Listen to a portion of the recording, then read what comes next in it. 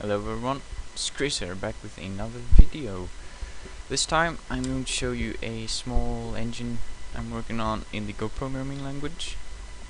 I'm using GLFW as my window manager, then OpenGL as the renderer. So I'm gonna show you is the basic stuff that I have right now. So let's just run this.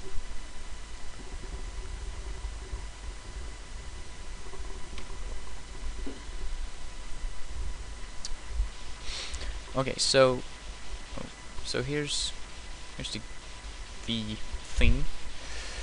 As you can see up here in the corner, I have two triangles, and they are overlapping each other, and they are blue. Now, if I move one of the triangles and move him out of the big triangle, you see that they turn green, and that indicates that no collision has been detected. And if I move him inside again, a collision is detected. This is really cool. I will use this as the collision detection system. I will not include AABB boxes or circles because I just don't feel like I need it. If I find a need to be able to check AABBs and circles for performance issues, then yes, I will add them. But I don't know. I think I could, for tile maps, I can probably generate some really fast SAT collision things. I mean, it's on 2D, so hopefully it won't be too slow. Now, another thing I have is, well, this green background here, which is a tile map, which I call them terrains, but it's just a tile map with different texture. Or right now it's just grass texture, but I can change it really easily. And what I do is I take the vertex information from each quad, put them into a buffer, and then I send that buffer to GPU once, and then I just tell the GPU to render this buffer every frame. That is super duper fast, so it's really an awesome way to do it. I'm going to add a couple of entities here. As you can see, when I add the entities, my frame rate drops drastically, and that's just because I update the buffer every single frame for the entities to be able to have them move around and animate and stuff. I've noticed that the frame rate drops exponentially less. So in the beginning, when I lie around 5,000 frames, it might drop a couple of thousand frames just after adding 10 or something entities. But then once I get down to around 100 frames per second, it doesn't really drop much more. So I can add really loads of entities and still lie above 60 frames per second.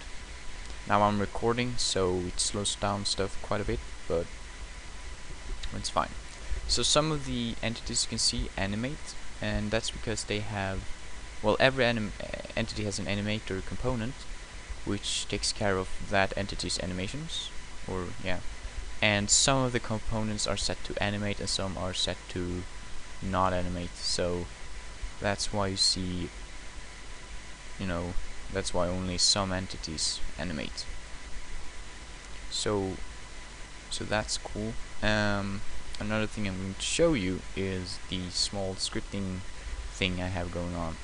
I'm just going to stop this video and then re-record or start recording again, because Cam Studio is really bad. So alright, so let's show you the scripting thing going on here. So here's a small script I have set up.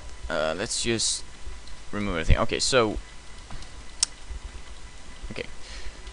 so the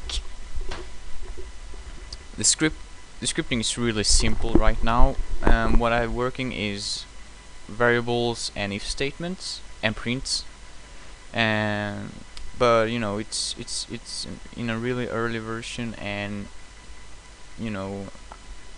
I see the pieces are falling together when I work on it. So I think it's pretty cool, but so the package, so each file will be a package, and that is so I can have some sort of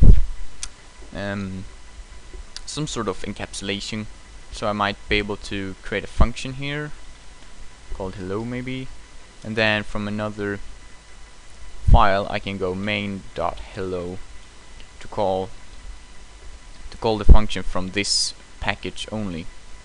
So I can have multiple functions with the same name and stuff like that. So I'm just working, right now the packages doesn't work, but I'm playing with ideas just to get stuff working. Alright, so let's create a new number variable. There are two types of variables, strings and numbers. I need to keep it simple because I really want it to be super fast.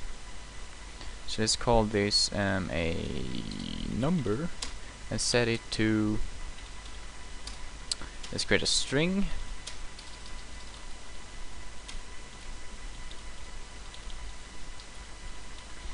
So alright, let's then say print hello. Let's do like this instead. Then print the number, then print. So as you can see, I cannot add numbers and strings together in the print statement. I'm gonna work on making that possible though. Alright, so let's run the engine.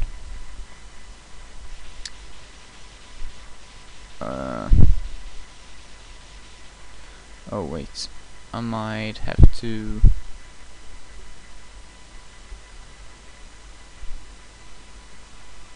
Where is it?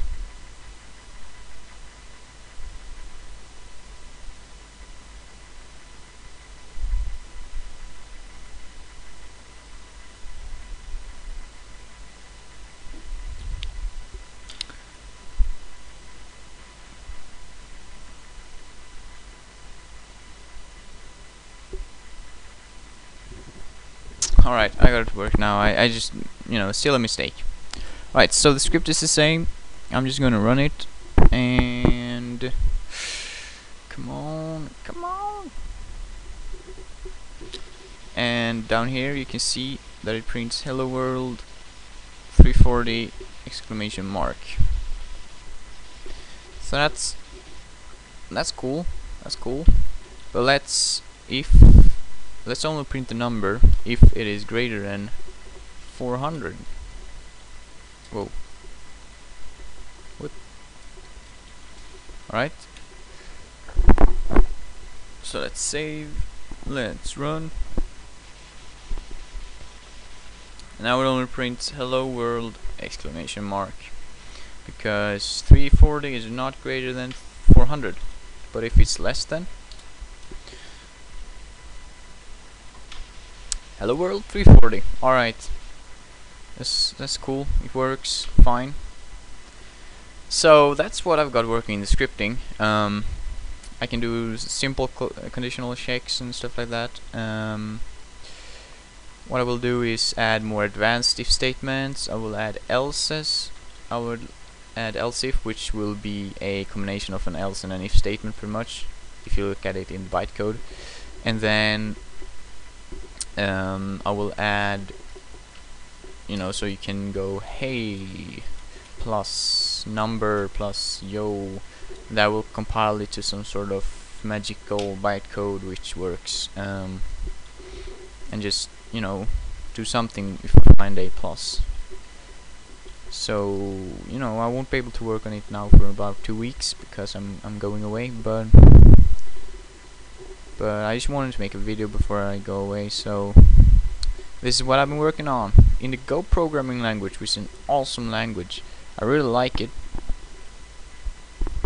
Well, so that's that. Thanks for watching, and I'll be back sometime.